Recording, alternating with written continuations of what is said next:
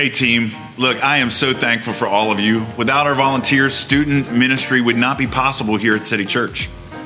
I just read an article that talked about the declining mental health of our population over the last year. People of every category except one, those who attend church on a weekly basis. Yet another just today said that the Las Vegas school system has gone back to in-person school in spite of coronavirus, because of the massive negative effect isolation is having on our students. So thank you for your faithfulness. Because of you and your willingness to invest in our students during this time, we have a place where our kids can come, experience community, and open up about life.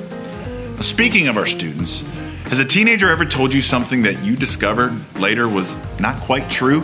And maybe they intentionally misled you, or maybe their perspective of the situation was just a little off. I mean, they still are teenagers after all.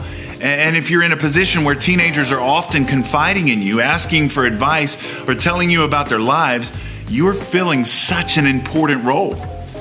Because your role is so important, this tip is important too. When a teenager shares information with you, especially if it's criticism of their parents or of another kid or another adult in your ministry, always trust but verify. Assume they're being truthful to the best of their ability, but don't be naive.